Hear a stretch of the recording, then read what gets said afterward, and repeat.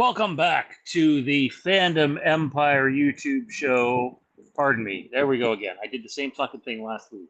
It doesn't matter if we're talking House of the Dragon, Halloween, Star Wars, Avengers, you name it. I'm going to fuck it up. But here we go. Welcome back to the Fandom Empire YouTube channel. This is the House of the Empire weekly show. I just want to thank everybody for their participation over the last, I guess it's been 9 weeks technically, because we had a preview week of for House of the Dragon season 3, which was I think we all agree, a massive step up on season 2. So a big thank you to everybody who tuned into our coverage there. A big thank you to Mr. Zach Arnold, who you can find on social media at Zach the Voice, especially if you like high school sports. He covers a lot of that. He is going to be taking a little bit of a hiatus here. Usually Zach's here every other week, but I think we had him for 6 of the 9 weeks that we did for House of the Dragon content, and it's Westeros, so that stuff's gonna pop up again. And we'll do a odd Westeros episode here or there, and we know we have a Night of the Seven Kingdoms in 2027. We've talked a bit about doing like a Avengers Doomsday special. A lot of talk about doing Ahsoka the way we did House of the Dragon, which is really how we did Ahsoka the first time around. So yeah, but big shout out to Zach, and also shout out to Ryan, who usually is only on this channel for House of the Empire stuff. He is my co-host over on the NASCAR channel. Rammon is Racing. He was fantastic through that entire stretch. I think he only missed 1 week, and he had a great time doing it. And he strongly encouraged the idea, anywhere strongly proposed the idea of doing Ahsoka season 2 with us if he can find the time alongside being involved in some sort of Doomsday special. That being said, it has been some time. We haven't had this guy around in a little bit. I think he was only here once or twice during those 9 weeks. Twice, I think it was. So he's had some off time. He wasn't here, but he was probably there and everywhere. It's Johnny V. What's going on, buddy? I am always here, sometimes there, and occasionally everywhere. No, I'm excited to be back. We got a lot of big stuff coming out of D23. On top of everything else forthcoming, so it's a good week to have everything kind of coalesce in a perfect, way of ending House of the Dragon right as D23 comes to a conclusion. So it's just just hit the ground running back in the saddle. Yeah, I wasn't. D23 is hit or miss sometimes, right? Like sometimes D23 is really fucking good, and other times it's like, oh, well, I'm glad I wasn't one of those people that paid to be there for that. I can say this year I watched along with Jade. We were watching John Campia's stream, and let me tell you, I respect what John Campia has done for a very long time. One of the best in the business, but that was one of the worst follow-along streams ever. He clearly had no plan B while waiting for stuff to pop up, and it was a brutal watch. Probably would have been better just following on social media, which I was doing anyway. But D23 was a big hit this year. Like, there's a lot of big stuff coming out of D23, so kudos to them for that. Especially, like, hey, I have a 3-year-old, a 6-year-old, and an 18-year-old, and I can confidently say there was stuff for all of them. The next morning, we were watching the leaked Frozen trailer for season 3, and the song performances, and stuff from Bluey, and the Tangled stuff with Rapunzel and all that. So there wasn't just stuff for us boys. There was stuff for the kiddos too, which was really really cool. I know Randy's excited for that Camp Rock 3 or whatever the fuck it's called. So, what's going on, Randy? Not a whole lot. Definitely was quite the weekend just because of D23 alone. And I literally uh, sat there and saw everything was coming out. And just was like, my wife was asleep. So I literally sent her just all the trailers I knew she'd be interested in that came out. And obviously, there's a couple that aren't on the list are like Vision Quest, which she loved. She loves that series. Uh, she loved I guess that they're calling this a trilogy, so she liked the other two series that came with it, and then of course Percy Jackson season 3, which I've has been that's been a pretty solid show for Disney Plus. I'll give them credit for that. But yeah, man, there's a lot that came out this weekend, and it's really exciting just to see what we all have to look forward to in the future, whether it be Marvel or Star Wars, and for those of us who have young kids, all the stuff that came out for them as well. And yeah, man, it's pretty exciting, and obviously we're less than a month away from the Halloween game, so yeah, it's an exciting time right now. And fresh off of watching 3 seasons of House of the Dragon over the last 2.5 months, and not to mention a daddy for the second time. It's Dustin. What's going on, buddy? Hey, good to be here, man. Yeah, a lot of House of the Dragon in a short amount of time, but I feel kind of spoiled that you all had to wait how many years between each season, Far and too now many. and now I'm going to be waiting quite some time uh, for the next season, but hopefully it'll be worth the wait. Yeah, also excited. There was so much announced, and I think it's a good thing. They really hit on all cylinders as far as like the age groupings, as you all mentioned. A lot of interesting stuff, and it kind of hit me by surprise that I had to do a double take when I realized that it's been 3 years since Ahsoka season 1 came out. This month, 3 years has gone by, and I was really excited to see that, and a lot of different interesting projects they're going to be putting out, and I'm excited to talk about them over the next coming weeks, months, and getting into the Halloween game and seeing if we can have some fun with it. I think it's going to be a great time. And speaking of that, that is where our night will kick off tonight, talking about the Halloween game and a little bit about the movie stuff. But let's dive into the game. So we have 3 official multiplayer map reveals. I don't know if we're going to get a 4th or not. I was under the opinion there was going to be 4 at launch. Maybe there's only going to be 3 at launch. 2 of the 3 maps are rather large in scale. But where we start is actually announcing how we're going to do our content moving forward, which really was just finalized before the show with the final sign off. And that is starting in the first week of September, probably through, until we get bored of it and want to take a break of it and do it less frequently. So maybe early November. What'll happen is every Monday you won't get 1 live stream, you will get 2 live streams from us. And the first one will be a bit of a condensed version of the show that we normally do, probably coming in somewhere in that 45-minute to 1 hour range, where we're talking about, if there's Halloween movie news or Star Wars or Westeros, comic book related stuff, maybe some wrestling here and there. You'll get about an hour of that from us for about a 2.5 month period. And then that stream will end, and we will immediately go into a second stream. So you will have to click on a new link where we will be streaming Halloween the game and playing together during that time. So we're really looking forward to that. I think it's going to be a blast, and we're going to have a lot of fun. We've been preparing for this for a couple of years now, fellas. It's here. It's right around the corner, so it's going to be a lot of fun.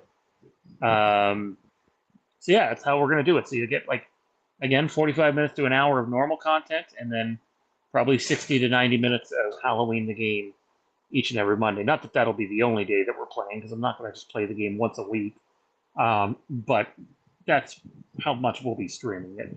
If I'm bored one night or I can't sleep, then yeah, I might get on solo and stream it.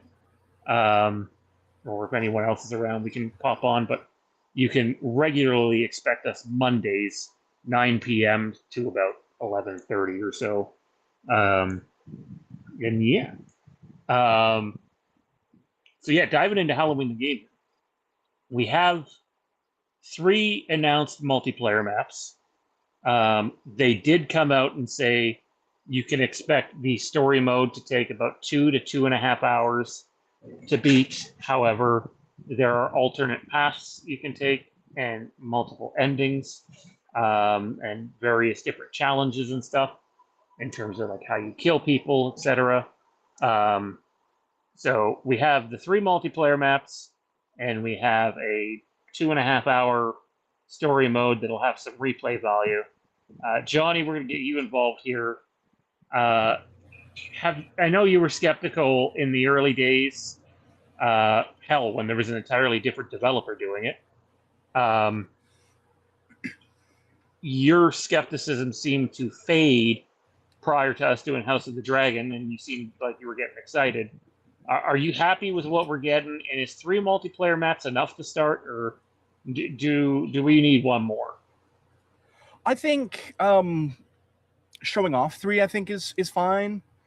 It's going to come down to how many there actually are. Just because they show off 3 doesn't mean we're not going to have 4 or 5 come actual launch. That's kind of what I hope. Like, is 3 a little light? I mean, I guess until we see the scale of them. Like we've seen sort of the brief glimpses that we've gotten, the scale does seem like it has the potential to be much larger than we think, right? We've seen little portions of maps shown off at different times. So, I mean, it's going to come down to the scaling. I mean, I think when Friday the 13th launched, it only had, 2 maps, I believe? Oh, no, way more than 2. It had like... At launch? Yeah, at launch, it had like 6. The problem with the Friday the 13th maps is a lot of them look the same unless you got one of the... I don't remember much different than like the lake and the barn.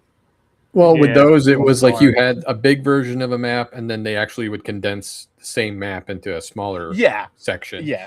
So I think it was just like 2 large scale maps and then smaller versions therein. But like I don't mind small scale launch. Like even like 3, I think is okay, as long as they have scale. They're not necessarily repetitive, and and there's plans for more. Like it's not just okay, here's 3. We're launching with 3. We'll have another one at Christmas and then another one in spring. Sort of like a rolled out plan like that. And I don't mean DLC either. I mean like actual content rollout, because a 3 map rotation without DLC is not something I can get behind long term.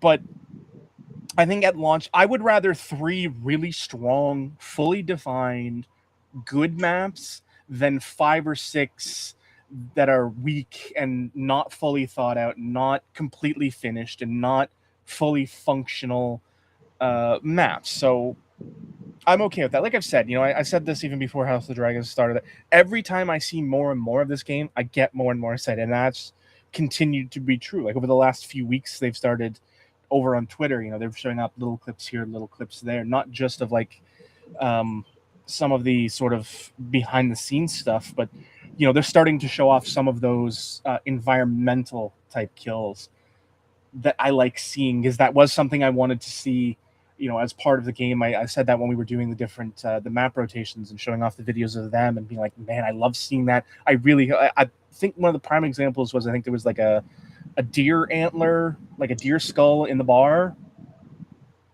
on one of the like posts or something, and I remember thinking, man, I'd like to just hoist somebody up and just yank them down on the deer antler. Now, they haven't shown that, at least I don't think they have, but they are showing different things. Like I know for certain. There was one involving a curb stomp into a toilet, which I thought was hilarious. And him like doing the I don't even remember if it was a Friday the 13th, but like, you know, you pick the person up like and you just slam them into the hooks on the wall, like vertically, not horizontal, or horizontally, not vertically, which I thought looked cool. It's like I like seeing all these things. It's the little things that are looking good, like the detail into the map, making these environments, you know, interactable. I don't know how full scale that is. Like if everything has an environment kill, that would be off the chains. Or if you could use anything viable in an environment kill, that would be fucking amazing. But like just the little bits, the little things that we're seeing is doing an amazing job. And you know, I like them being upfront with, you know, the length of the single player. I think that's huge. You know, like them coming out and saying, yes, it's a 2.5 hour single player. Don't expect more. That's what it is. But within that, you know, they've built in sort of like the challenge modes and things like that. So you do have some inherent replayability on top of the different ways to do things and things like this. Like, I'm okay with that for a game of this scale. I'm 100% and some alternate paths too. It sounds exactly. Like, you know, if you don't kill this person, then maybe they go on further in the game, or you do kill them there, and then that person's story kind of gets cut away, and then we have the multiple endings. Really quickly here before you finish up, Entertainment Wizard says, I remember Crystal Lake, Packnack Lodge, and Higgins Haven. I just checked. They were the 3 initial full-size maps at launch, and then there was 2 small versions. They would go on to have 5 different full-size maps and 8 maps in total when you include the small versions, as well as 3 unreleased maps thanks to that wonderful lawsuit. So one of which was on a space station. Thank God that didn't happen. I'm sorry, but no, I'd rather not ever. I wanted that for a video game. That would have been so much fun. Come on. Yeah. You can actually have the you could put the person's head in liquid nitrogen. That kill would have been awesome to do. Nope, because that acknowledges Jason X exists, and I refuse to do that. Or the sleeping bag kill. Put him in the sleeping bag, hit him up against the log or the tree. I mean, on that one, yeah, that'd have been fun. I mean, they did. I would rather watch the Dark. I would rather watch the Dark Knight Rises than watch Jason X again. Okay. You heard it here first. Record it. Hey, look, we're well aware of how much you've been watching the Elm Street remake. We've been talking about it on the show in your absence. I have not watched the Elm Street remake since you and I sat in a theater in the worst possible seats and watched that crappy movie. Yeah, you've been watching the film noir version of it. Yeah. No. Hell, give me the John Carpenter special map where we send Michael up into space, right? Because we know he wanted to do that. And just let Michael Myers go wild on a space station. Why not? Can we just not? I wouldn't be shocked then if these 3 are the 3 maps at the beginning, and then we get some more. I do think we'll get some just normal added content, but make no mistake, these guys are going to have paid for DLC. Absolutely. It's interesting that a season pass hasn't been offered at this point. I know with that Halloween franchise, though, rights is an issue, even with the game, and it's not like they can just go do whatever one they want without acquiring said rights. So they have a specific bank, right? It's 1, 2. Well, right now it's just 1 that they're working off. They're working off of 1, and I don't want to say too much, but if what I heard is true about the alternate ending, you might get more story DLC that has nothing to do with anything we've seen in the past. So, like, completely fresh and new just for the game, which I think is a very good route to go. Absolutely. You know, you give your nod to 1. I like what they're doing with the story by introducing characters and seeing what Michael did when he wasn't on screen, and but to do something post 1 down the line that isn't Halloween 2, I think is a very creative idea and allows for a lot of freedom. Very much so. Randy, your thoughts on basically the length of the story, the 3 maps, and potential story expansion down the line, what way you want them to head? Well, when it comes to the story, I think that's fine. obviously people are going to probably use that more as a tutorial than anything else in terms of just Michael's abilities, the different types of kills, ways of moving through the shadows, just to kind of hone their craft a little bit before getting into multiplayer. You're going to know right away what people took the time to play the story mode versus those who just like, I don't care about the story. I just want to get into this multiplayer and see what I can do. You'll be able to tell right away with whoever plays Michael how that works out.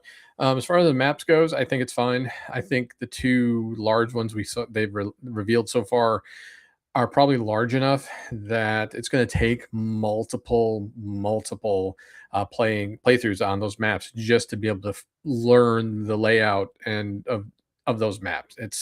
Which is good. That's a really good thing, because that way at least you have a chance of starting in an area you've never played before, and it's a whole new experience.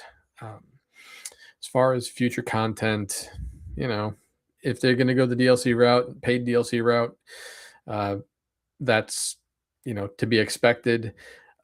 Don't you dare put that out there in the ether of a battle pass or whatever, because don't, because then it'll happen. We don't need that happening. Let's just keep dude, it it's happening. No, I'm guaranteeing you, they are going to make you pay for more content. They're not just looking at this. Like, this is a big investment too. For the, like, I get it. It's not technically a AAA title, but Trancas has put forward a lot of their own capital to make this game happen. It's still a very expensive project for them. Like, it's a more expensive. Put it this way: Halloween, not including marketing, 2018 was made for $10 million. Halloween Kills was made for almost twice that. This game is more expensive than both of those movies combined. This is surprising. Very, like, they need to make money off this. This is a risk, and DLC is definitely going to be a big part of it. I think with the DLC, as long as they offer at least, we'll say, one map, or maybe like a map and an alternate map of something, maybe a little bit of story content, since they want to push the ending of the story mode a different way, and then some fun skins, maybe add some new kills. That way, you don't feel like you're using the same stuff over and over again. And obviously, the main goal is to be viable for years to come, so that you can introduce other maps from other movies and potentially other characters. So right now, I think with what they've got as a base is a pretty solid base. Obviously, it's going to be more about gameplay control once we actually get our hands on it. But beyond that, I think we're going to be fine, and I think it'll be, because we're not paying as much for the base game. I don't think the DLC is going to be but so expensive. And I agree with Entertainment Wizard. Jason X is a lot of fun. I don't know why Johnny hates it so much, but that's just me. Nope. Oh, don't get me wrong. It's a dreadfully bad movie, but it can be fun too.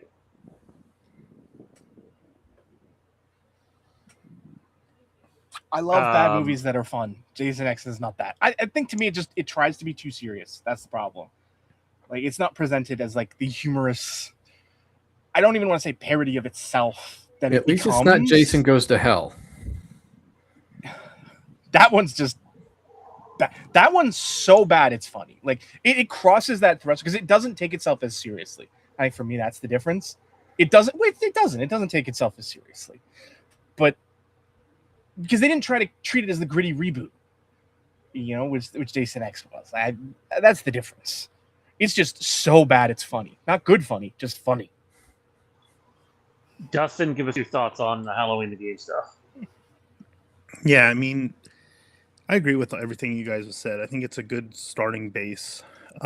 It's really going to come down to the map sizes, what there is to do and explore, the gameplay loop, how good of a job it's going to do at capturing us and wanting us to play through it multiple times. As Randy said, you have to play through to learn the maps and the character movements and, you know, the mechanics, and learn things to do in the game. 3 maps is a good starting point. You know, I know they have not announced anything DLC wise. You know, it's for sure it's going to happen. It'll be interesting to see what they do with the DLC and where they take it. How close they want to stick, because this feels so much like, you know, they're sticking to the original Halloween aesthetic. I think post game release, you know, they will have the ability to go in and play with things a little bit more, add different Michael skins, like Randy said, bring in some additional maps from potentially other movies. I don't know how far they'll go down that rabbit hole, but I definitely hope that they're, you know, and it needs to do well in order for them to say, okay, we're now going to sink some more money into it to get DLC. And I think the game is going to do well. We'll see how well, and that'll decide what we get going forward. The single player stuff, again, glad that they came out and got ahead of it and said, hey, it's only 2.5 hours. And, you know, it's 6 chapters narrated by Loomis. That's cool. And we get to experience that. So that's just kind of the icing on the cake. I think it'll be interesting to see, you know, the legs that it has. Can it continue to keep us, you know, wanting to come back for more? And with 3 maps, depending on the size of them and what there is to do, that'll be the driving factor of, okay, like I've seen and done it all. And what they do with variety in the maps to keep you wanting to play. And the gameplay loop is going to be so critical to that. I'm excited for it. And I think the fact that it's a little bit cheaper, I wouldn't mind paying for DLC if what they give us, you know, meets the expectations, hopefully exceeds expectations. So good starting point with a lot of possibility for them to do some fun stuff in the future. Our good buddy Ty's in the chat. Hope you're well, brother. Just to look at the rest of the show ahead, we're going to be talking Star Wars Ahsoka Season 2. We're going to take a look at the trailer without audio. We're going to discuss the short Star Wars Starfighter teaser, but we cannot show it on here. I would like the channel to not get banned, but there's no reason why anyone in this chat should not have seen it. I posted it in our staff chat over the weekend. If you need it and can't find it, let me know in our private chat so I can resend it. And we're going to talk a little bit of Star Wars in general and what's to come. And then we'll probably end it with Avengers Doomsday. But first up, there's some rumors circling around that John Carpenter is going to do or have a role in another movie project soon. And a lot of people have been jumping on oh my God, John Carpenter is going to direct the 50th anniversary of Halloween. Now, I'm not going to say that there's no chance of that happening, but I would give that a 0.1% chance of happening, as in, there's no chance that's happening. Now, like we've discussed on the channel for the last couple of years, I think the people at Trancas are absolutely trying to have him on board as like an executive producer, have his name attached to it. But more importantly, I think the music went so well that they would like to have him back for the score, even if it doesn't sound like it did for this past Halloween trilogy.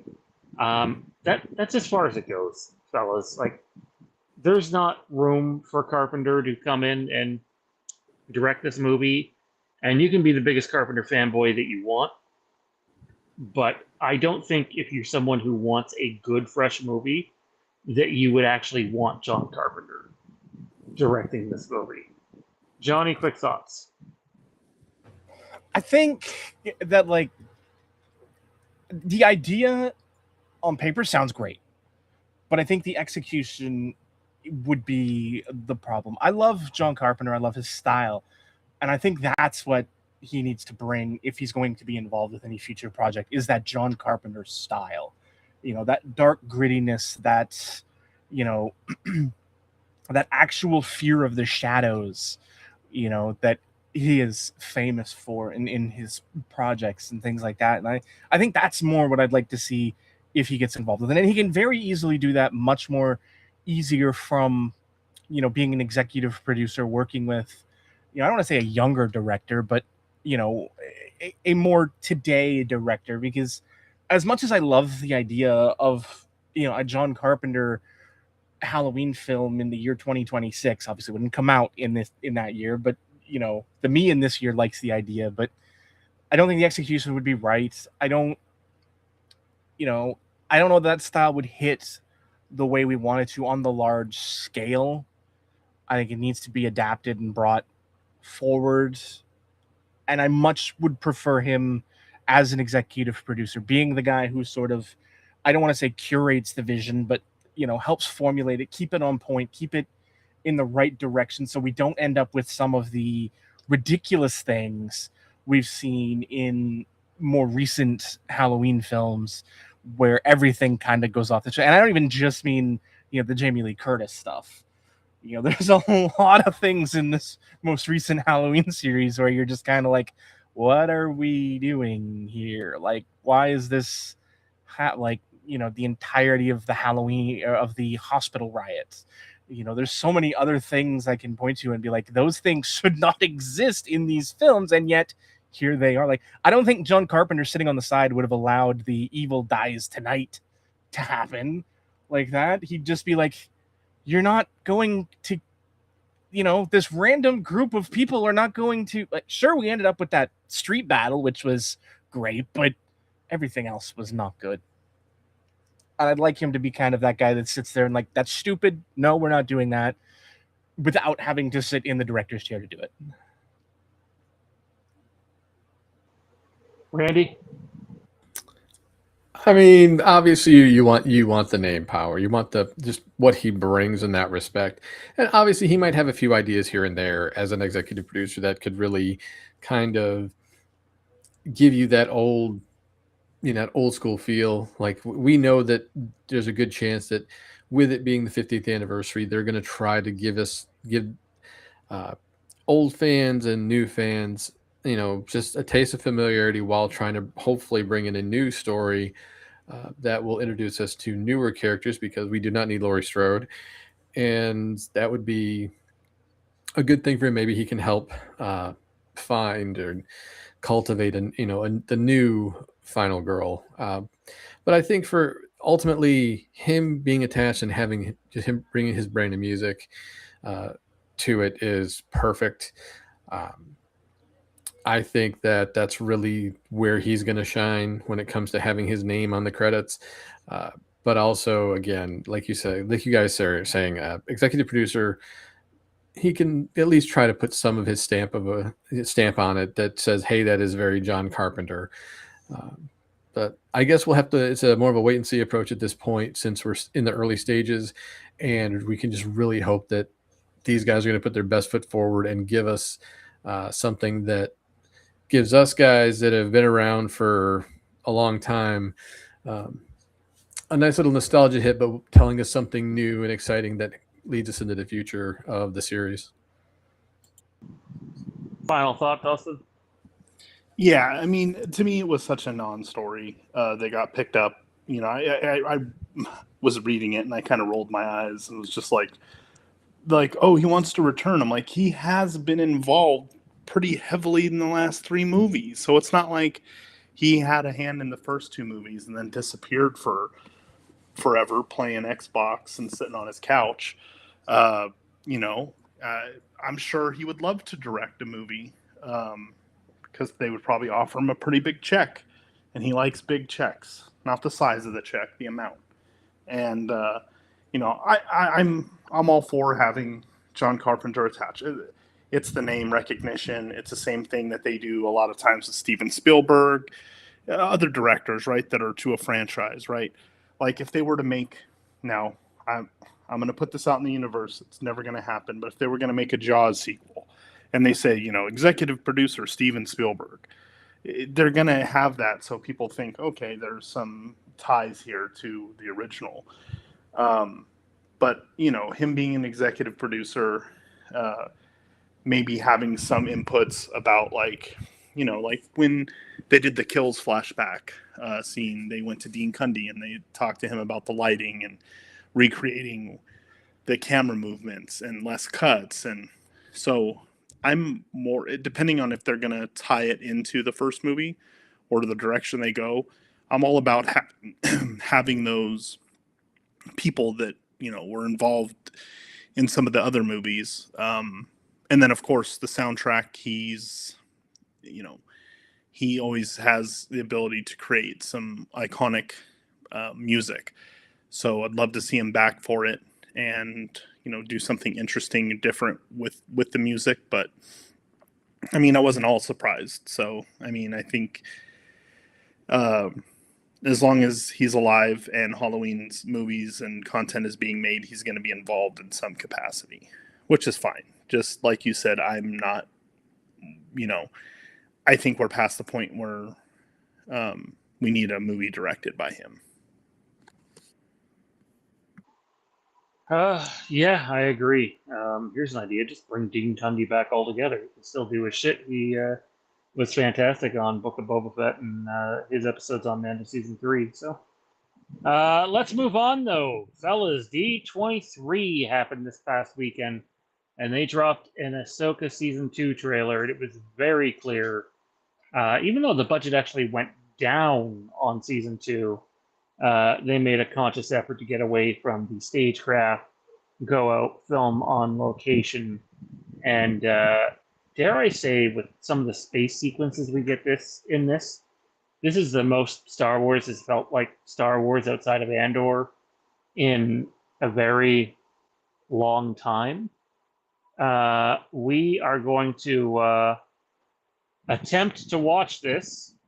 I have a feeling it might lag, and if it does, we'll probably just have to can it. But we'll continue to talk about it. By now, we've all seen the trailer. Let's see if it'll allow us to watch it without severe lag. Here we go.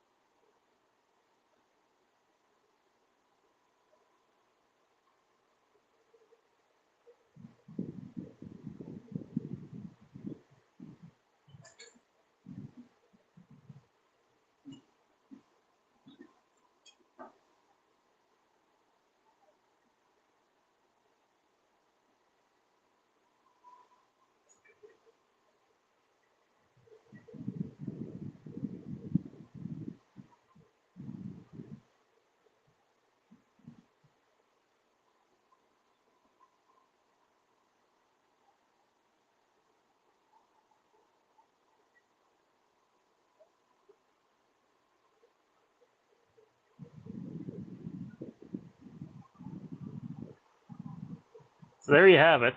Was it fine for you guys? Looked fine for me. A little laggy, but it still kept on going pretty good. Yeah. Definitely better than our last attempt at it.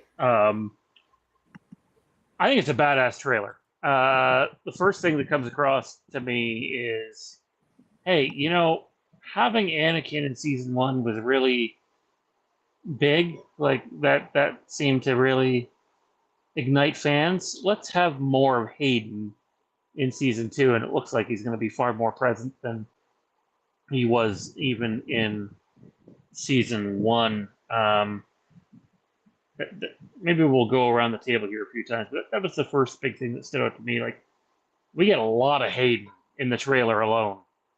And, and that's good for me. You know, give me Force Ghost stuff all day long. I'm reading, or I'm listening to rather, Star Wars Legacy, the novel that takes place that didn't come out too long ago. It's a Rey and Leia centric novel in between The Last Jedi and The Rise of Skywalker. And let me tell you, if you're a fan of the Force, and, some Old Republic era stuff, and specifically multiple Force ghosts showing up, might be the book for you.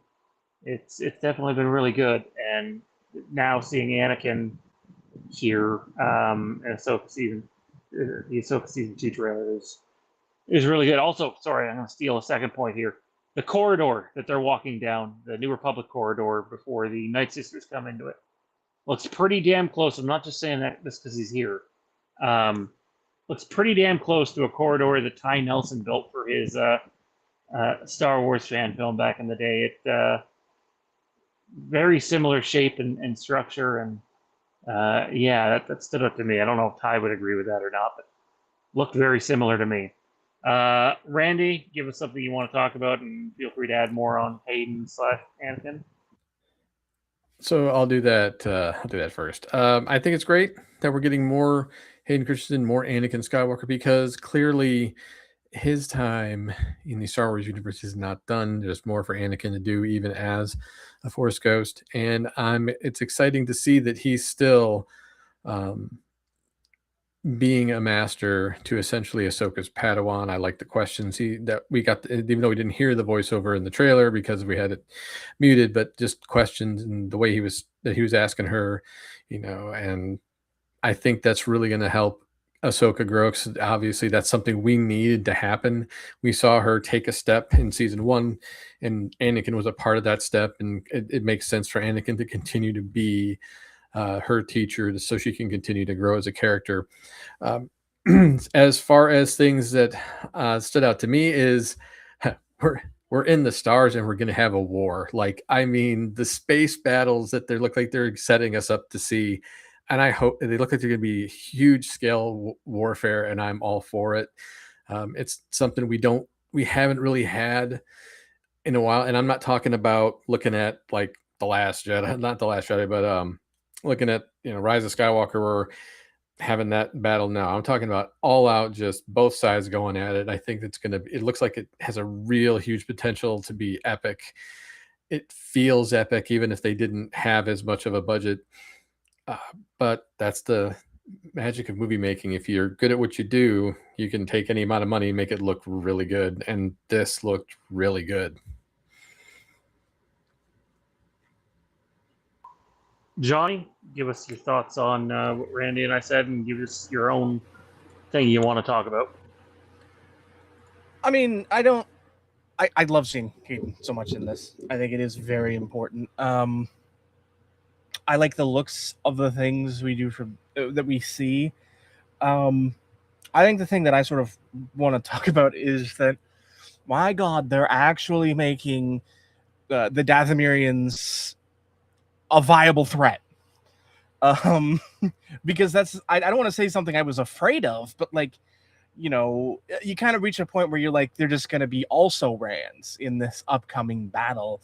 And then, you basically kind of, I don't want to like apples to oranges because it's not, but when you put a Dathomirian with an energy bow in the Darth Vader spot, coming in through the hole into the hallway, like, I did not, there was no part of me that expected that to happen. I was expecting, one of the, like the zombie voodoo stormtroopers, to be in that role and to be the thing that hopped down there and did that, or something else altogether. But, to just have a single Dathomirian with an energy bow, I loved it. I love the idea that they are going to be this legitimate threat to the New Republic, on top of, whatever chaos Thrawn has cooked up, from the bridge of his ship. Like, I love it. I love that idea of them being an important part of this and not just it's just the Night Sisters. It's just their sort of, magical presence that they bring that helps this through. But the actual, boots on the ground Dathomirians are going to be an important part of this. I think is amazing.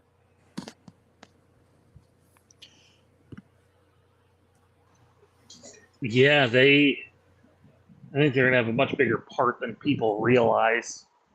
Another thing that stood out to me was it's kind of like it's a combo thing here. Is Thrawn looked exponentially better than he does in season one. Some care to get him right. No way, it looks so much better. I thought that you guys did a good job on your side. I thought Thrawn looks a lot better. It's important to remember that they did not bring back their costume designer from season one. I liked season one of Ahsoka. It gets some hate, and I can't sit here and say there's 8 really good episodes in it, but there are 4 or 5 really good episodes of the 8, I thought, which makes it more than serviceable for me. But I thought the one area that they just did not do a good job was choreography at times, too much stagecraft, but more importantly, the costume design was really bad. Like, I get it, it's not Star Wars big budget movie type budget, but you needed to look better than that. I would say in the trailer, everything looks a lot better. And I'm not just talking Thrawn's face paint, I'm talking his uniform too. And I'm talking a lot of the other people's attire. Like, you can tell everything's a tick up. That was one thing they wanted to correct. It just was not up to snuff in season one. It looks a lot better here in this one. Randy? Does Dustin get to go? I skipped Dustin. I'm an asshole. All right. You said it, I thought it. Yeah. My apologies, Dustin. Feel free to go back to back here. Yeah, no, I think this season looks great. I did notice that you could tell. I'm excited for this. I don't want to be a downer. I noticed that in season one they did a lot of the kind of mist in the background in some of the flashback scenes with Ahsoka and with Hayden and on Dathomir. I know Dathomir is kind of a gloomy planet anyway. I noticed some of that, there was a lot of that kind of misty look, and I get that that's a budgetary thing. Like, it's hard to render that stuff and make it look good and on scale, but I'm excited to see Dathomir and the Night Sisters play a prominent role because they had such an important role in the Clone Wars. And these characters, Ahsoka and Anakin, Balin, these people around during the Clone Wars. So it makes sense 100% to what we saw with season one with Captain Enoch and the Night Troopers. I love, because I love the look of the Night Troopers. Enoch, the gold plating and the kind of the shattered pieces with gold embedded into it was really, really cool. I did definitely notice the costume design, because in the first season you notice a lot of, like, they're living on this when they find Ezra. He's been on this far off, alternate galaxy, and it looked like the clothes had just come off being completely washed and like created. So there was nothing, the stuff didn't look lived in. And this definitely looks like a step up, for sure. And, anytime Hayden's attached to something, it makes me feel good. The fact that there's so many fans that, after Revenge of the Sith and all the fallout from that, and realizing that a lot of that wasn't Hayden's fault. A lot of it was the writing from George that kind of landed flat for him, and that he's had a resurgence lately with Star Wars projects and gotten the love that, he deserves. It always makes me feel good that, and he's done such a great job with the character and exploring it. So and I got a lot of like prequel trilogy vibes from the space battles. The fact that we were seeing extended space battles and not just kind of, oh, there's a ship doing this and going here. It's full on, full scale war, and we saw that like in Revenge of the Sith, and I'm excited to see that stuff. And continuing the story, what lore are they going to bring to the table, and talk about what Balin was looking for and the potential for, as we knew that he was looking for the three, the Force, and what was it? Thinking of Mortis, the Mortis gods, right? And like, I'm all for that. Explore that, go into that, because so many recent Star Wars projects we haven't gotten, in my opinion, enough of that. So the fact that we're going to get some of that deep dive kind of into the Force, that look into the actual Jedi and what it means to be a Jedi and what happens after and the lore behind it. I really am hoping that they explore that and they do it justice. But I think this looks great. I'm excited for 2027, even though it's far away. I think it looks great so far. There were some rumors about a year ago that they might go like really off the wall with the Mortis stuff and like really blow people away with just how much they're willing to cross over into the Force Ghost realm and touch on a lot of that stuff. It'll be interesting to see if any of that pans out. And I think this is the series to do it in. If you're going to do it, this is definitely the one to explore that. I feel like we have all the flavors for shows for kids, shows for adults, and like we did Andor, and Andor was great, and it didn't have anything with Jedi, But so I think that it has room to be explored, and it can be done in a way that is satisfying. So I really do hope they go that route. Time will tell. Randy? So I know earlier you asked about you were talking Thrawn, and I was actually going to ask you about that because I knew that was like one of your biggest gripes with season 1 is the look of Thrawn. And when I saw this trailer, I was just like, this is probably going to make Sean a very happy person to know that they're finally giving us the Thrawn that he had envisioned. And of course, in a lot of ways, has a similar appearance, obviously, to what we got in Rebels in a sense, but it's just the overall feel of Thrawn. So I knew you'd be excited about that. Dustin, I love the idea of taking it to a more of a spiritual experience with the Jedi. Obviously, Filoni's not afraid to go there. We already have the World Between Worlds because of him. And I think that would be a hell of a way to push it forward because, we really don't know what happens to Ahsoka.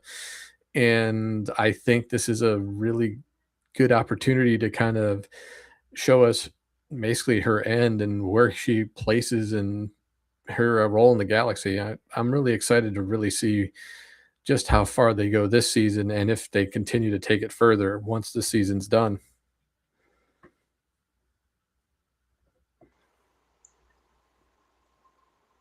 Johnny, what about you, man? You got something else for us here from this trailer? I mean, I don't really have too much else from the trailer, but I will say one thing I did have a gripe with in the trailer. It's not anything visually bad. It's not even anything storytelling bad. It's something I didn't want to see in the trailer, and that was the Zeb and Ezra moment. I didn't want that in the trailer. I actually had that same gripe. I thought because that's like the one thing, like of all of the Rebels characters we had, we got pretty much all of them back together at the end of season 1, right? Like, we saw Hera and Ezra, we saw Ezra and Sabine and Ahsoka, and and if memory serves, Chopper was the one that in there as well. So it's like the only character of the original crew we never saw was Zeb, because he was off with like the New Republic guard with I can never remember the character's name. The captain, the sergeant, the one that's been in the movies and all that. The Canadian. I can't even think of his actual name right now, and it's actually gonna drive me nutty. I know you guys know who I'm talking about. No, I don't. I'm a little lost. The right X-wing now. pilots that has been in like everything in the Disney Plus era. Carson Taba. Thank you. Because Zeb was off with Carson doing missions and what have you. So we never got that moment with Zeb and Ezra. And that was one moment I was really looking forward to. You know, finally seeing that moment. Because, you know, obviously Zeb's a character who doesn't sort of project emotion very often. You know, he's a very stoic, very, you know, brash character.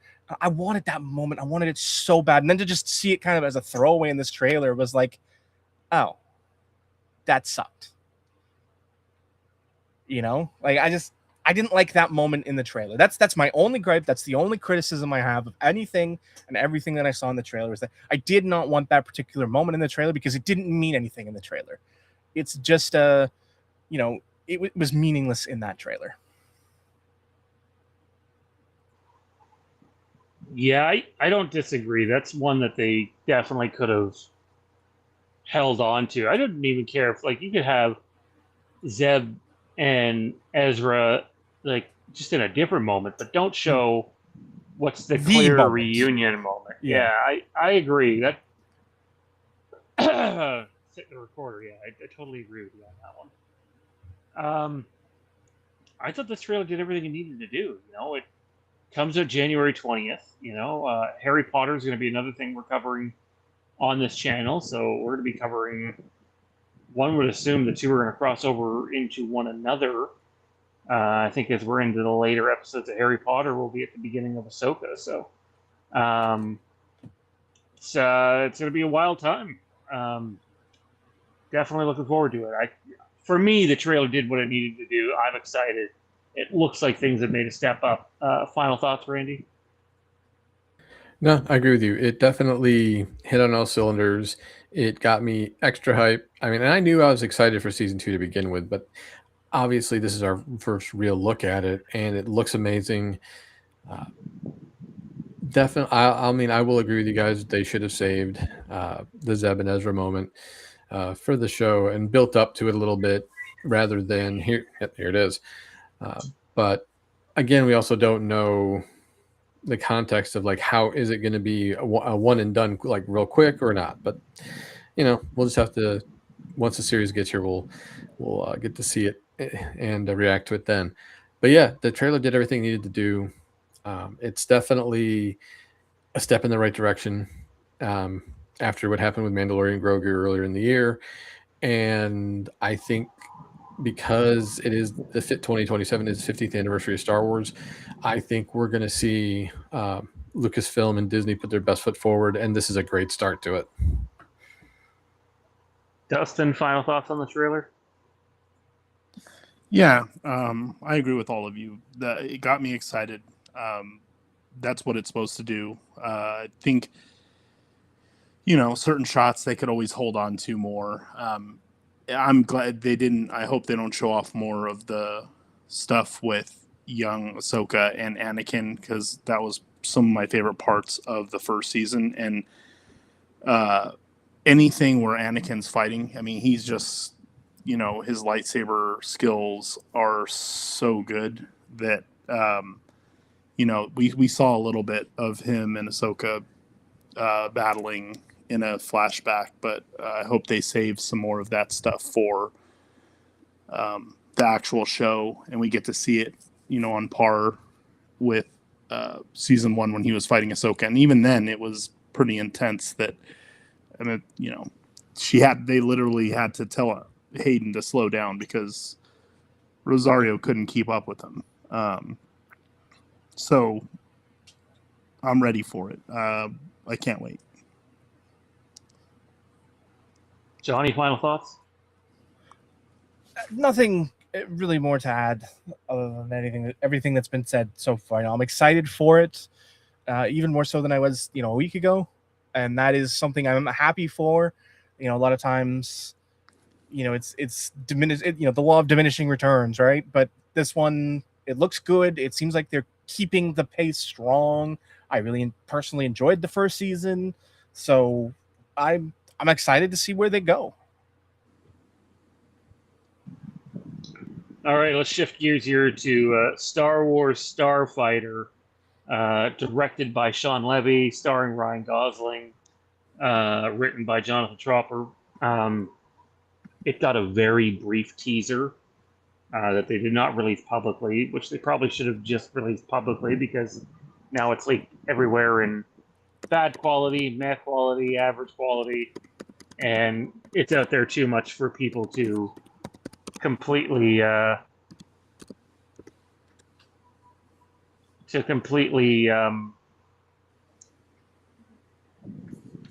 get rid of, right? Like, it's out there. If you really want to find it, you can find it. I was smart and saved it. So, my brief thoughts are it looks really good. It looks cinematic. I like the brief little bit they showed us. Going back to the original Star Wars title card is certainly a choice. A lot of people view like the Star Wars that pops up at the beginning of the opening crawl as the original title card, but it's not. The one you see that pops up at the end of the very brief Starfighter teaser is. Look, I just have a lot of confidence in Ryan Gosling. I do. There's not very much that he's been in the last 2 decades that I don't like. He gives it his all. Now we know he's playing a character named Cade Obrion, and to be clear, because there was the Kate Skywalker rumors out there, and I don't know if they're going away because it mentions his unknown past catches up with him. And here's why I want to bring that up is, well, Cade is spelled a different way. It doesn't mean he's Cade Skywalker, but I believe he's definitely inspired by Cade Skywalker. Cade is spelled differently, but Cade Skywalker has a tattoo on his arm. That tattoo is literally the logo on the back of Ryan Gosling's jacket that he put on stage, and they show in the teaser. Like, different color, but identical. So that's either a very deep call or some. Really, the same photo? The one you sent in the chat, they look vastly different. I don't recall sending a photo in the chat. Yeah, you sent one in the group chat over the weekend, around the same time as the video. It's a side by side of Cade from something, Cade Skywalker from something, and then the Can back you pop Gosling's jacket. Forward it back in the chat? Make sure that we're talking about the same thing.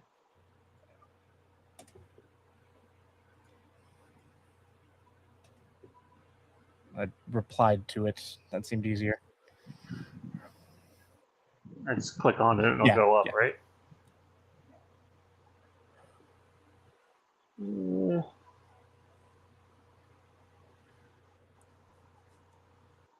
Oh, the inspiration is 100% there. Maybe not identical. I might be blowing it up a bit, but like, you cannot tell me there's not inspiration from those two things. I get more skull and crossbones from the Gosling jacket than the more. I'd say that's more like. Isn't Cade's tattoo more like Boba Fett inspired, if memory serves? I don't feel that way at all. No, but wasn't that like these go hand in hand? Like I'm trying to. It's been a long time since I did the Legends. Wasn't Cade the one that trained with Boba? I know one of the second generation ones. I just couldn't remember which one. No, it's Jaina trains with Boba. Okay. I knew it was one of the second generation ones. Like I couldn't remember which one's which. Cade's 100 years later, so that would be difficult then.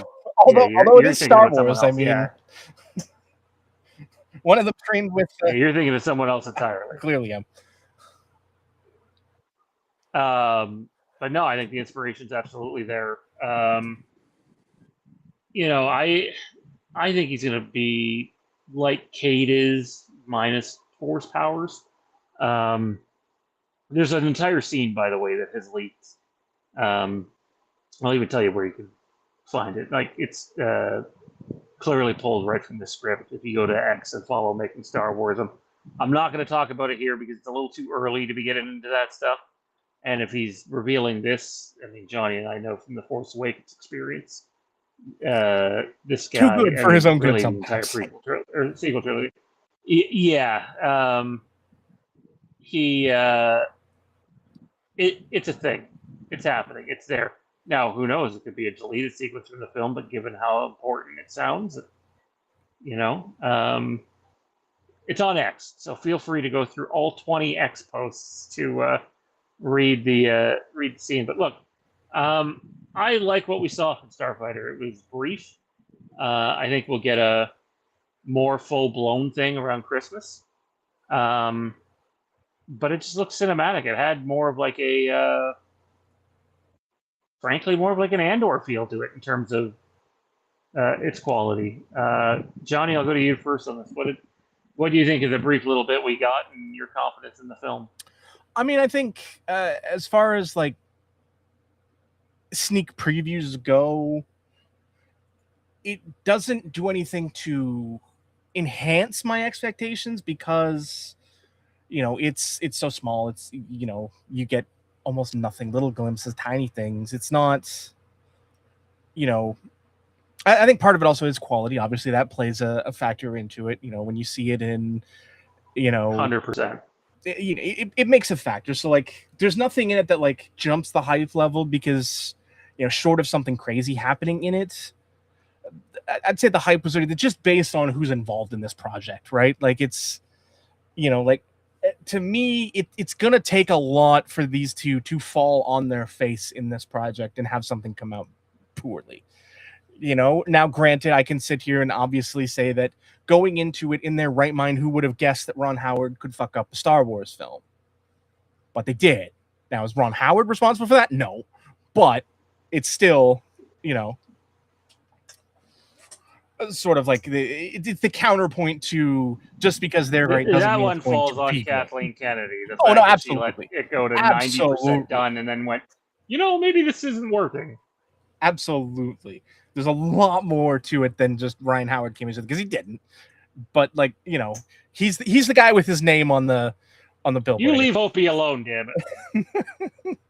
But I think there was really nothing they could do that would ruin my hype for this. There's really nothing they could do to improve my hype for this. Now, if they'd announced, new character, like new heretofore unknown actors involved in this project, that would be like, oh my lord, then yes, that would have helped with the hype level. But the video was what it was. It was secondhand cell phone shot of a screen in a like it's what you expect from that. Like, at the same time, I certainly understand them not doing, because like it kind of ties back to the story. I know you guys know the story of Mark Ruffalo from Endgame, I think, or it could have been the first one, or not Endgame, but the other one, Infinity War.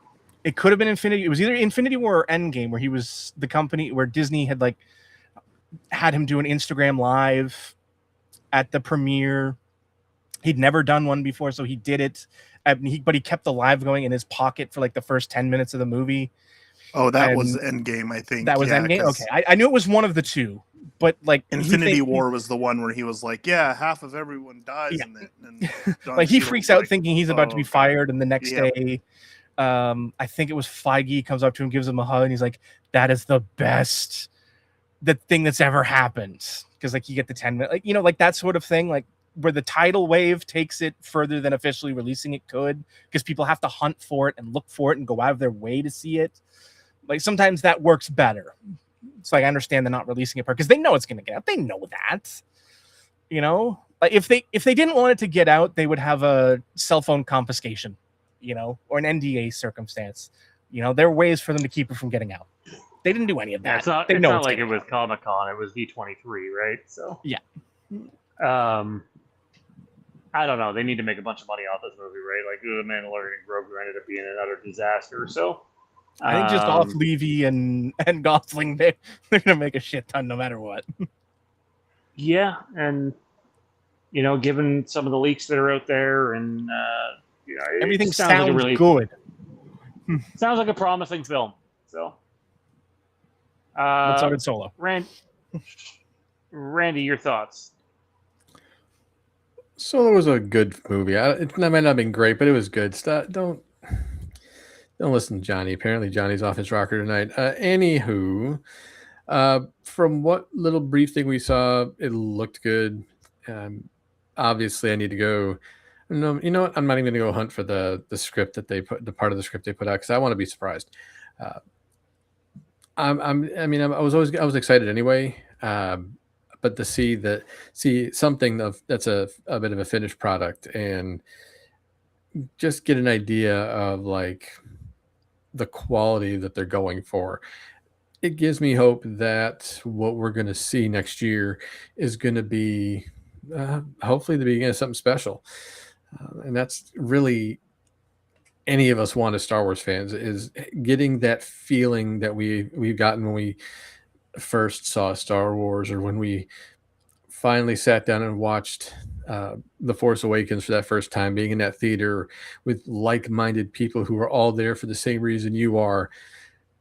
And this feels like it has the potential to do that. I can't wait to see like a legit release teaser that's going to have a little more to it. Maybe give us some different character shots that we didn't see, a little more dialogue, but still what we got, even though it's, secondhand, grainy, whatever, it still looked good.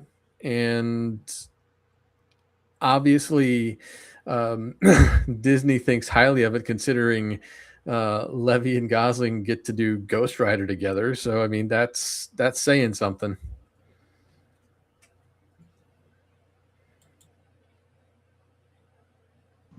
Yeah, it's not. I mean, and Tropper too. He's writing it. Like, clearly, Disney has full faith in that trifecta, Tandem? right? That's no, not just tandem. It's all three.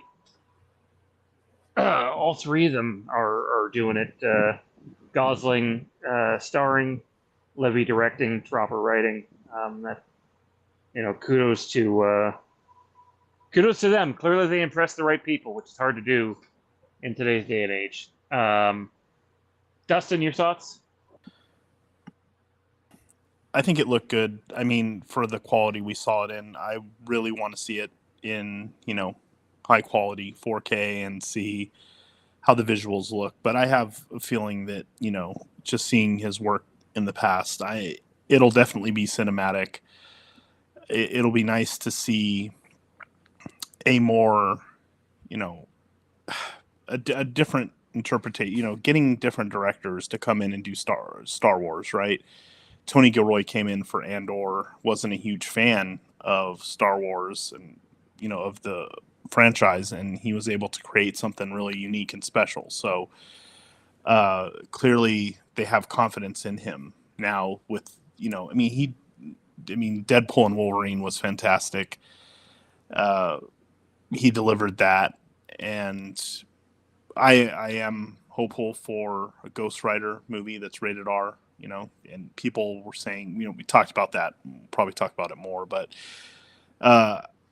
he definitely has the from what I saw, it had more of a 80s feel to it, a vibe throughout the brief snippets we saw, which I'm a fan of. I want to see more of a retro style film, and I want to see more. I obviously it's a quick,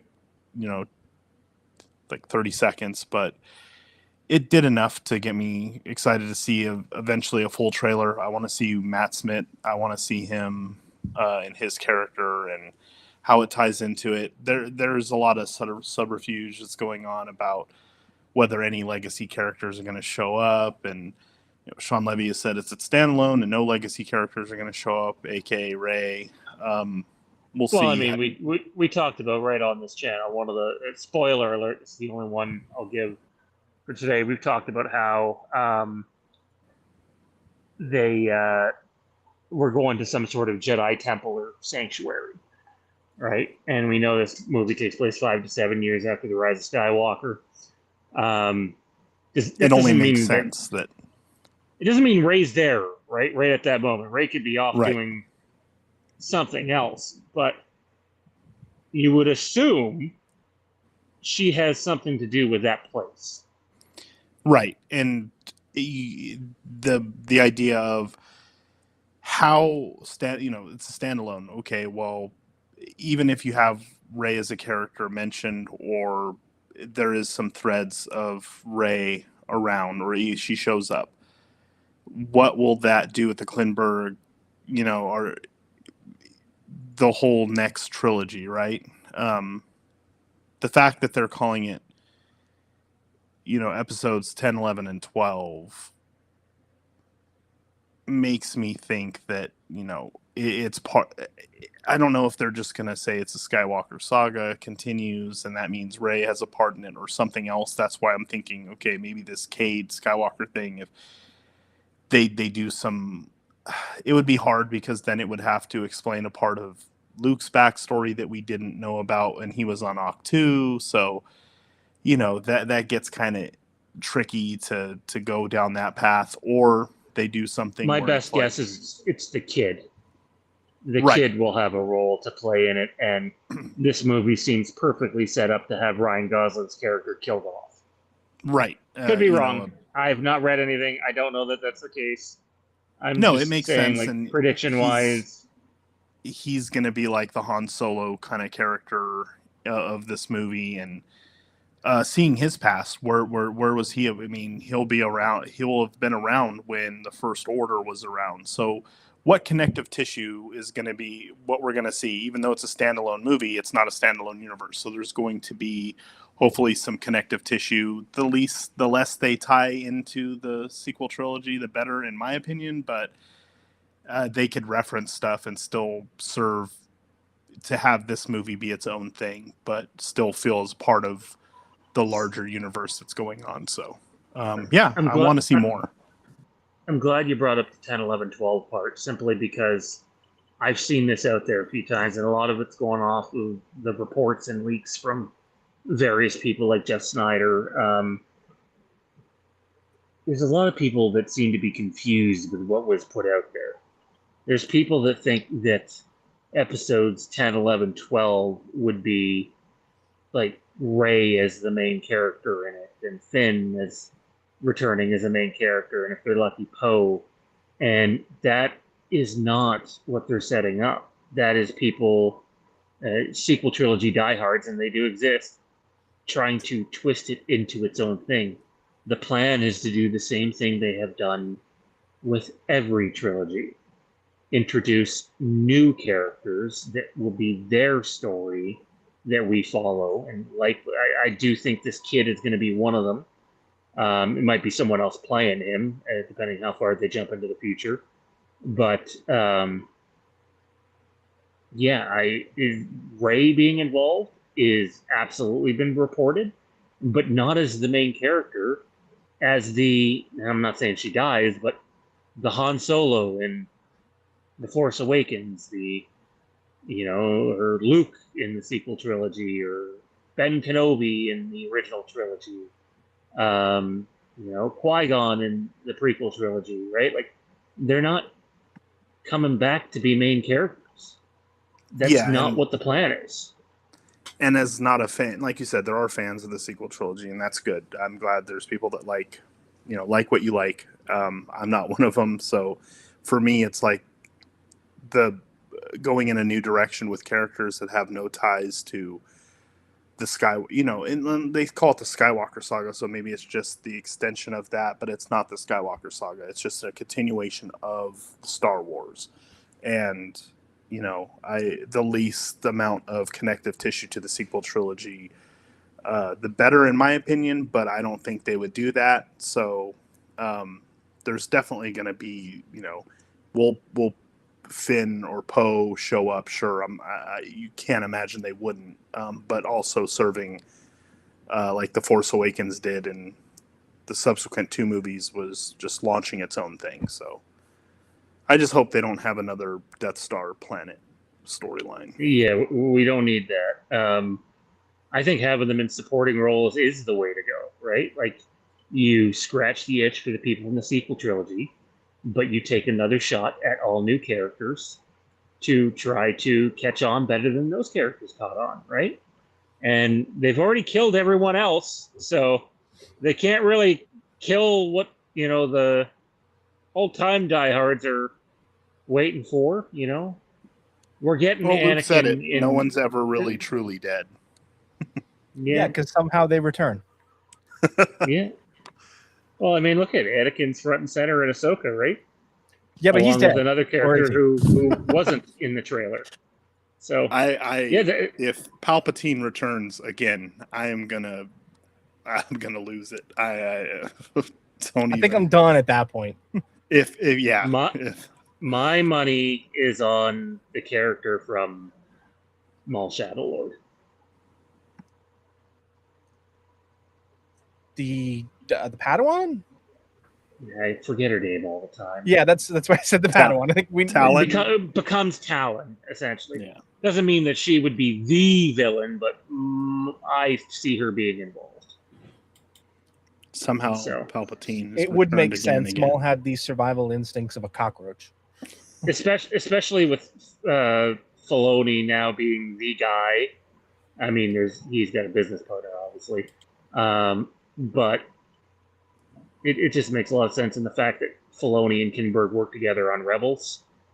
I think that's more doable than having some guy come in who you haven't worked with before, and you're like, yeah, I need you to include this character in here, and the new person being like, who the fuck are you? You might be the president, but I'm writing my own goddamn story. And do we think that the ship has sailed on Plagueis? Like, I know they tried to bring him. We saw him watching, what's his name, take a bath, and the acolyte. And he's dead. He's very dead. Nah, man, I've always thought that. I think Plagueis should have played a bigger role in the sequel trilogy, and secretly wanted him to be somehow alive, so maybe Plagueis can somehow return. Create me someone new, powerful, interesting. They can have connections to the past if they want, or bring maybe back Matt someone Smith. from forever ago. Maybe Matt Smith has a role in the future movies too, so we'll see. As far as I know, Matt Smith plays a non-force sensitive, but we'll see. And Sean, the name you were looking for was Devin. Devin, yes. Devin. Which, by the way, it has been confirmed that we get Maul Shadow Lord Season 2 next year. It won't wait till 2028. God, we're going to be eating good next year, aren't we? Well, right now, we have Attack of the Clones will get a re-release. I think I can't remember all the dates, but basically within like a month and a half, you get Attack of the Clones 25th. Yeah, 25th.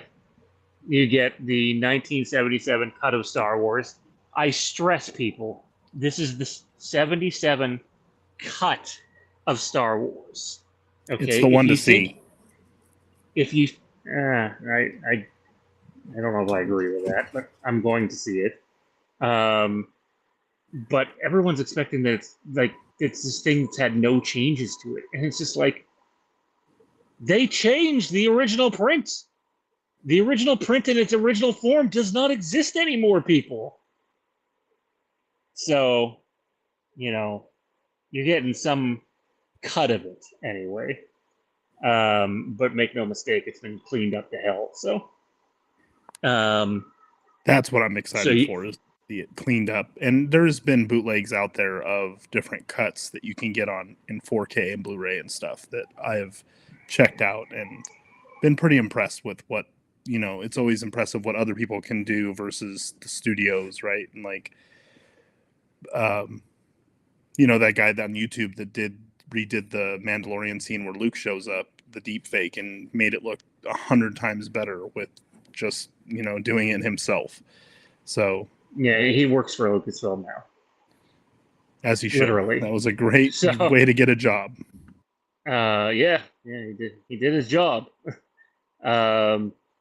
But yeah, we got Attack of the Clones 25th, Star Wars 50th, Um, obviously, Starfighter, Maul Shadow Lord Season 2.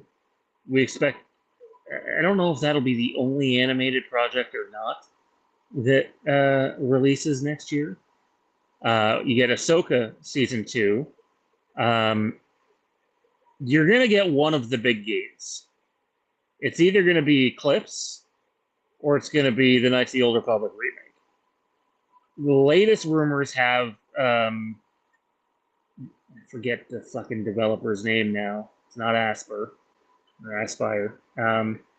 But basically, there's been some indications that they might wait till 2028 for the Knights of the Old Republic remake. There's some strategy behind that, but that all is going well. I know 100% Star Wars had an update on it recently and said the development is going as well as you could possibly expect on that front. And then at D23, they made damn sure to have trailers playing for Star Wars Eclipse all through the halls and stuff. So the rumors of that game no longer being in development are false. I really think it's going to be Eclipse that you get next year. But that one's not confirmed. Either way, it's going to be a big year for Star Wars. I can't see them going through the whole year without a game. So I think they're going to push really hard to get that one out. I'd rather not see the Republic remake, but that's just me. Yeah, big year. Did we all get Starfighter thoughts out? Pretty sure we I did. believe so. We did. Okay, we're going to save the X-Men talk for next week. Let's close off the show with the Avengers trailer. I can't pull it up on screen, unfortunately. I'm assuming we've all seen it. Johnny, you've been someone that's been pretty excited for a lot of these big comic book movies. What did you think of the trailer? What did it do for you?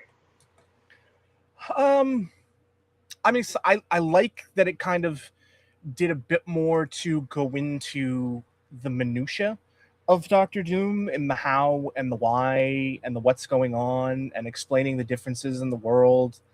So like I like that.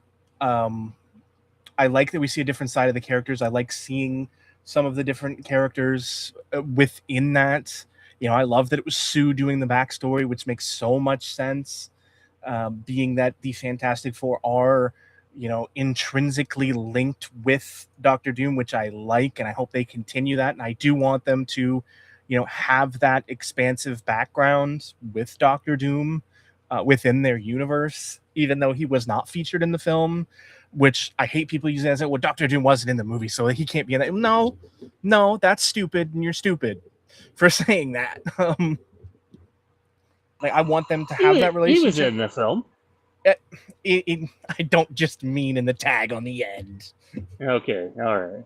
I mean, like in the film pre-credits, because that's where it would have is the gist. But like, you know, I love when they have that relationship. You know, going back to their history and having Doom and Reed as, you know, friends to enemies. I love that relationship. I always have. So like I loved all that. I love all that. I love seeing the different characters. Like I loved seeing, you know, again, I love the man to death. But seeing Ian McKellen with like that sort of fear on his like Magneto showing fear. You know, that's not something you see very often, and I love that. And then, of course, you know, the big moment in the trailer with Thor. You know, when he balls down Stormbreaker and brings down, you know, all of his things and Doom just catches it with 2 fingers like shit, you know? You know what that moment felt like? That felt like one of Vegeta's power-ups from Dragon Ball Z where he thinks he's badass and he goes to take out the big villain and the villain stops him with no effort. And It's like, oh boy. Like, because this wasn't, you know, this wasn't Fat Thor. This wasn't, oh man, what was me, Thor? This was, I am peak. I am Thor. I am the god of Pleasantly thunder. plump Thor, thank you. You know, this is Thor at his peak, as with, you know, full powers of Asgard, and just gets completely like brushed off like a fly. Like, you know, that puts the scale in perspective, because even, you know, even Thanos struggled, which is something that I love. Like there's no, as far as we're aware, and there's obviously been no indication of the other, there's no Infinity Stones in play here. Like this is just Victor Von Doom. And I love it. I love the cosmic threat. Like, do I still have some getting used to hearing, Robert Downey Jr.'s Latvian accent? Yes. Do I like it? No. Do I accept it? Yes. I've gotten past any of my previous sort of, quirks of why he exists in this universe and why is he coming to this universe. So it's actually something I saw from other podcasters. So scrolling through TikTok, they kind of explained it in a way that, I was like, oh, okay. I'm okay with this. It makes sense in a weird kind of way. Like, why is he coming to this universe? Well, because someone else wore my face.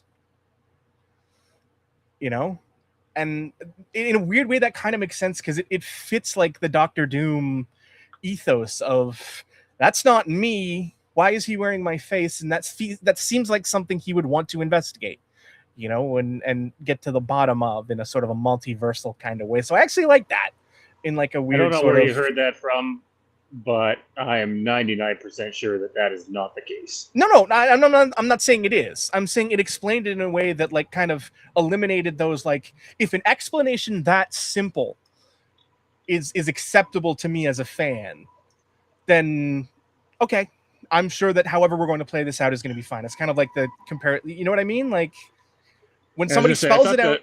Yeah. I thought this most recent, like the D23 trailer, I thought kind of confirmed the rumors we talked about several months back about how, Steve Rogers going back in time kind of fucked everything up and having a life there, and the consequences of it end up being felt by Victor's family.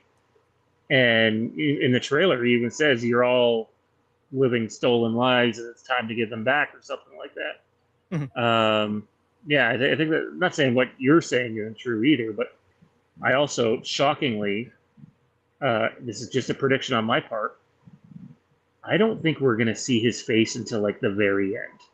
Oh, no doubt. For the audience, it's going to be like, well, we know who's under the mask and what he looks like. But for the characters in the film, I think it's going to be a WTF moment.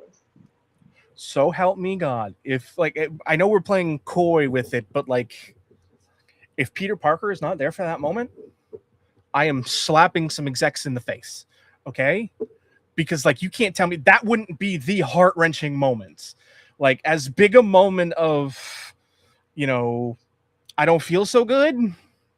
This would be so much more reach in, grab your heart, and have the opposite. Like instead of like making you cry, this is reach into your heart, take it out, and squeeze it moment that I would love so much to see. Would they go all through this movie without him taking off his mask? Because unless they've been able to keep one thing very well hidden, I don't think Tom Holland's in this film. Maybe he's in post credits, but I know there's another Spider-Man in the film.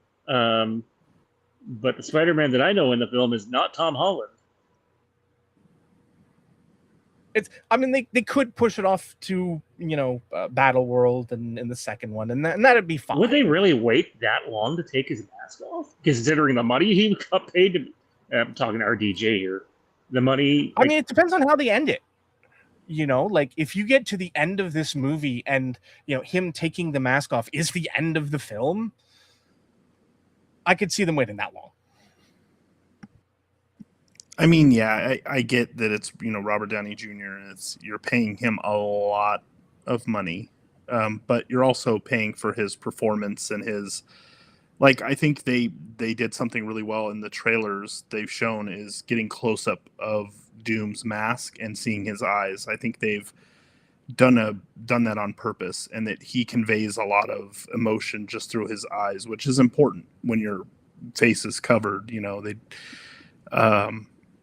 So, I mean, I think they will wait because it has such repercussions for the characters. We all know it's happening. We all know it's him, but for the characters, it's such that they're not going to know what the hell's going on, right? Like, why do you have the face of Tony Stark? And I think they're going to have to, that'll be explained. Like, because there's been a lot of stuff. Is he a variant? And they're saying no, it's not a variant of Tony Stark. It's so understanding I hate that why theory. he looks like Robert, like Tony Stark. I believe it is. I 100% believe he's a variant of Tony Stark, but like he was Tony Stark in name. And I'm just going off a rumor that I had read forever ago. You could be born Joe Blow, but if you're adopted a year later and your name's changed to Victor Von Doom for the rest of your life, you were born as Joe Blow, but you are Right. Victor Von Doom, right? I have a hunch that's where this is going, but could be wrong on that. As long as the Victor is a variant of Tony Stark and not the other way around, because like I can believe like the dictatorial rulers of Latveria kidnapping the son of Howard Stark, as some sort of like prodigy thing. Like that makes sense to me. Howard Stark going the other way makes no sense. Because like the relationship with Howard and Tony is so much more important in the Iron Man movies. Like it would completely undermine so much of the relationship. Was it Iron Man 2 with the a lot of the videos of Howard talking to Tony about the reactor and the park and all that? Yep. It would totally undercut a lot of those moments if, oh, by the way, you're adopted. Surprise. With a dead character, right? Like a live Tony, that could be a thing, but a dead Tony, that makes no sense. I don't like that. And it undercuts so much of that history. It takes away the best parts of an otherwise bad Iron Man movie and ruins them, because I do not like Iron Man 2. I don't like Iron Man 3. I think Iron Man 1 was the best. Everything after that was crap. But the best parts of 2 was, Howard and the relationship with Tony and fixing that. It would ruin that. I'll let Randy go, and then I know I already spoke, but I'll let Randy give his piece, and then I'll. So, getting to see this kind of extended look that we didn't really get to see in the original teaser that dropped, it definitely helped solidify just like my excitement for the movie. I loved the one scene they showed with, Pedro Pascal confronting Doom and having Mr. Fantastic basically giving almost like an anguished just scream, like fear of, did you do this? And I thought that spoke for itself, for just like the familiarity with the characters had with each other, Mhm. and the type of, I think, almost like the drama we're going to get when it comes to how everything's going to play out. Obviously, the whole scene with Thor was amazing. A lot of people don't realize, unless you are deep into the lore and really truly understand Doctor Doom, a lot of people obviously aren't going to understand how he could so easily just flick away Thor like that. But he really is that type of threat. This is a threat that we have not seen in the MCU before. It's going to be interesting to see how it plays out. I will say, the line "Hell answers to me for I am Doom" was chef's kiss. That really kind of gave me chills a little bit, just because it really gives you an idea of just how serious the situation is going to be in the movie. And obviously it's going to set everything up for Secret Wars. But I'll tell you that what little we got, it just added to how hyped I already was. Dustin, you An wanted to actual follow up? comic book story too.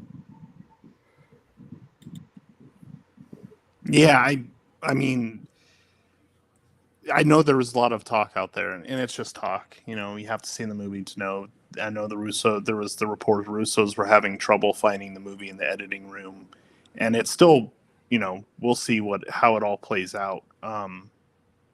But this seems like they're setting up the stakes to end this phase in a very bombastic way. I mean, you start thinking, what kind of villain can you have after Thanos that would potentially rival, Thanos. Like, and I think that having Doom in this movie, with the pivot they had to make from Kang, it works, and I'm interested to see more of, like, the Doom, the witches. There, at Comic Con they had the thing of who the witches are, who do you think they are, and that it's this technological,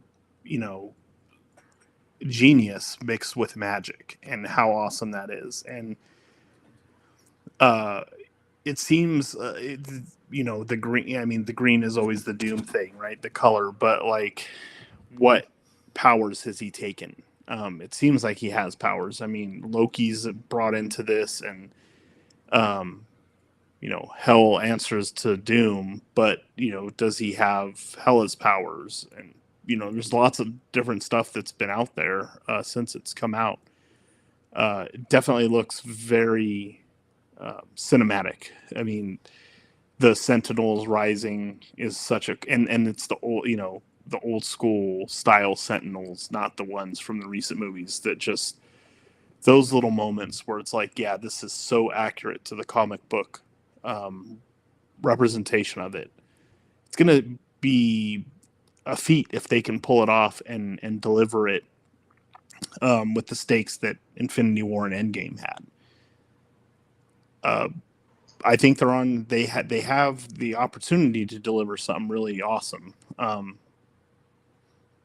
I'm just this latest phase for me hasn't been as impactful as the stuff that we've gotten previously from other phases. So I know that's tying into it, and being the end of this phase, whatever that is, going into Secret Wars, will be the tell-all. Like, are they going to be able to deliver again? And they haven't shown that they won't. So I am hyped for this movie after seeing this extended trailer. I love the look of Doom. I think they did such a great job with the costume design and the face mask, and seeing the two different versions of the mask.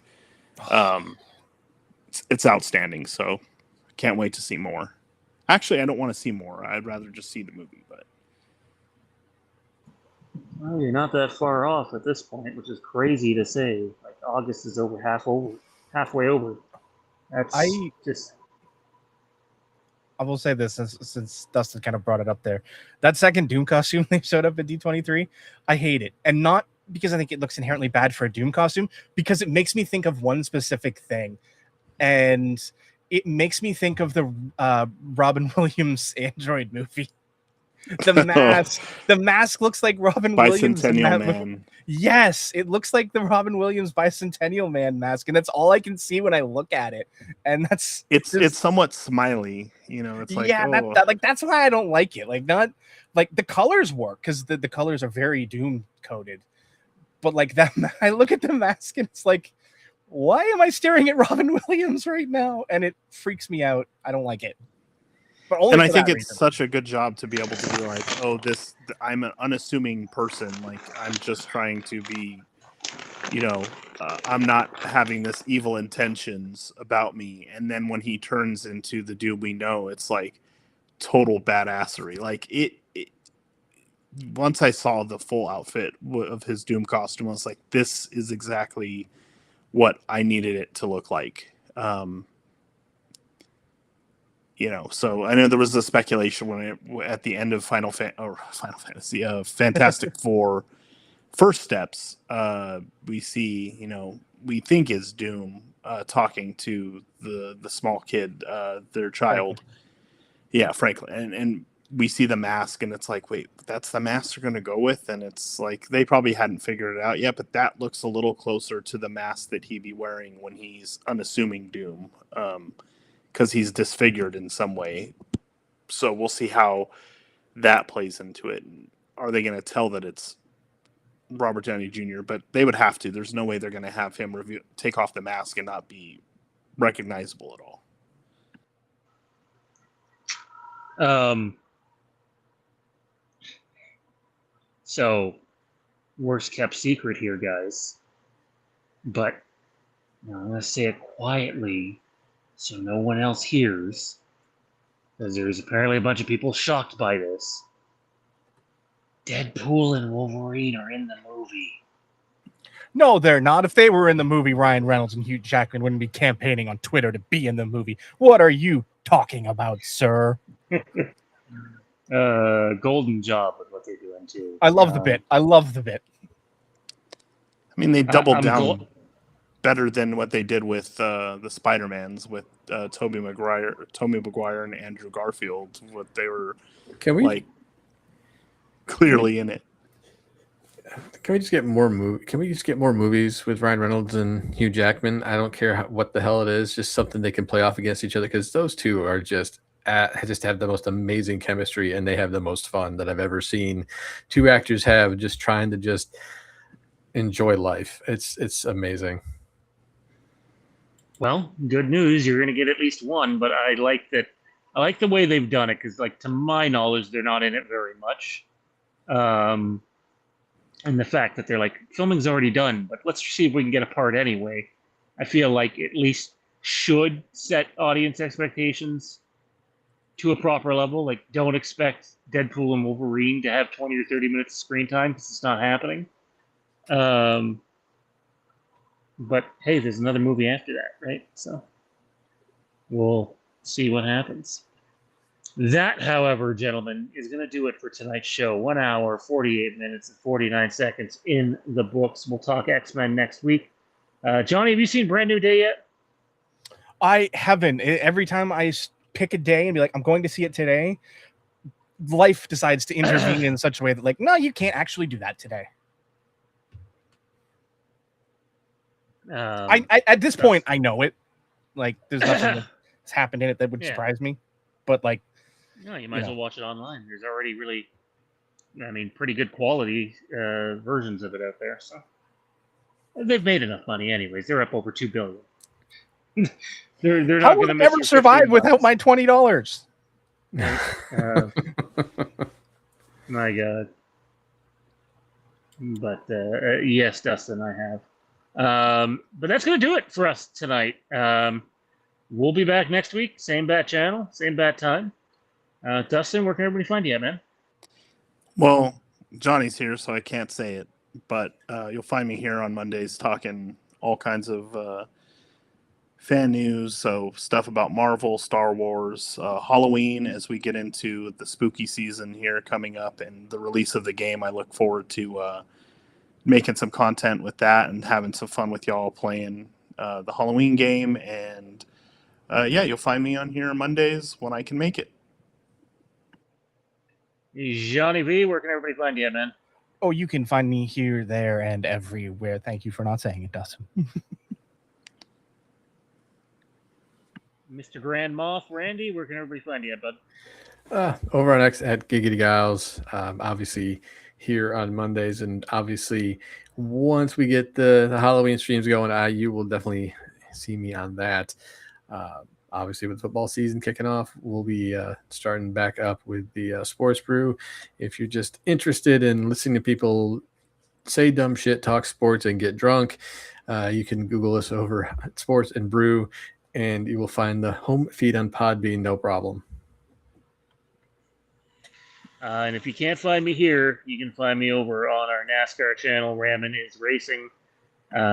We got some good shit coming up on this channel, though, in the weeks to come and months to come. And it's going to be a lot of fun. But for the guys on the panel and those who aren't here tonight, big thank you. And we will see each and every one of you on the next episode.